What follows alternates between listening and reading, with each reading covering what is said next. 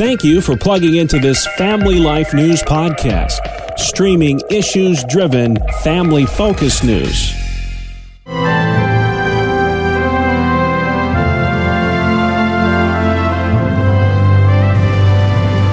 This is Faith Under Fire. Each Thursday on Family Life, we give voice to religious battlegrounds in this nation.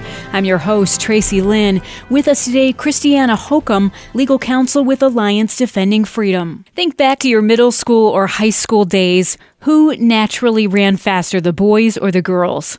Well, 3 high school girls from Connecticut, represented by their moms, have filed a lawsuit over a policy that allows transgender students to participate in sports based on their gender identity. That means a biological male who identifies as a female can race alongside the biological girls. Christiana, would you unpack the lawsuit in the Constitution state? Girls deserve to compete on a level playing field, and right now the Connecticut Athletic Association allows males to compete in their sport, so their sport isn't level. It's not a fair playing field, and that frankly violates Title IX.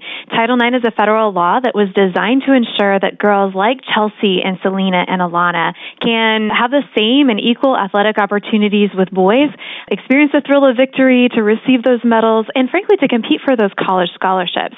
That just is not happening right now in Connecticut, which is why we filed the lawsuit. Great. I appreciate that you did that. So how does a policy like this one in Connecticut impact female athletes long term?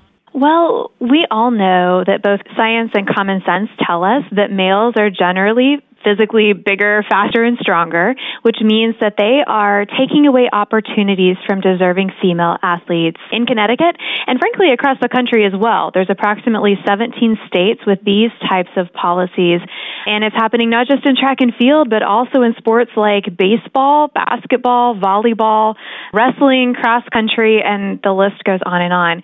So if these policies continue to proliferate, we ultimately could see the end of female sports as a separate category. You know, young women aren't going to really have a lot of motivation to get involved in girls' sports if they know that a biological male can just identify as a girl, come in, destroy her hard work, frankly, and take away those medals and those podium spots. Yeah. I saw that recently Chelsea Mitchell won a race last week against one of these transgender athletes, a biological male, and she was asked, does this nullify your lawsuit? And she said, oh no, plenty of girls are still losing because of those natural physical abilities. That's exactly right. What the mainstream media has not reported is that one of the male athletes false started, which then opened the door for Chelsea to go in and to win that particular championship. The male who false started was ranked number 7 in the entire nation in this particular event in the girls category. So there's really little question that had he run that race, that Chelsea would not have walked away with a gold medal that day.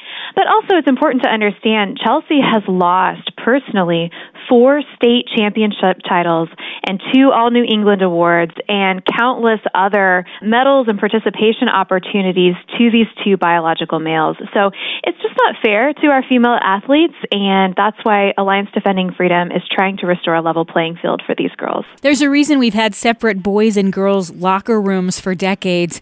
Do you think Connecticut's athletic policy opens students up for privacy danger in the name of not discriminating based on sex? Quite possibly. I mean, and it certainly is the logical extension of this type of policy.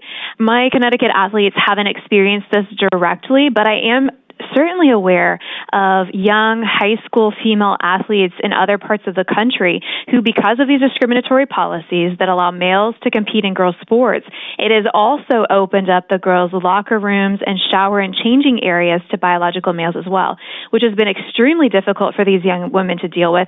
They have had to go to school administrators and ask, can you accommodate us? Can you find somewhere else for us to change and shower? Because we're not comfortable doing so in front of a biological male and frankly observing him showering and changing as well. So yes, we have separate men's and women's sports for a reason. We also have separate men's and women's changing areas and restrooms and locker rooms for a reason as well. And that's because biology matters. Our bodies are different, and when law and reality fail to recognize that men and women are different, people get hurt, and particularly young women. Christiana, the Bible's pretty clear about the distinctions between genders. Why do you feel like it's so hard for some people to accept? I think there's a sense in which we as a culture have made an idol out of our own identity, and there's a real sense in which we have rejected God and His good design for humanity in creating us male and female. And we know that when we reject God's good design, bad things happen and people get hurt. So that's what I think we're seeing right now. The athletics context, of course, is a good example of that, but more broadly in society, as we are changing our laws in such a way that rejects the idea of God creating us male and female, women particularly suffer. Where can people find out more about this case that's happening in Connecticut? Listeners are welcome to reach out to adflegal.org to learn more about the case and Alliance Defending Freedom. That's Christiana Holcomb with Alliance Defending Freedom. I'm Tracy Lynn, Family Life News.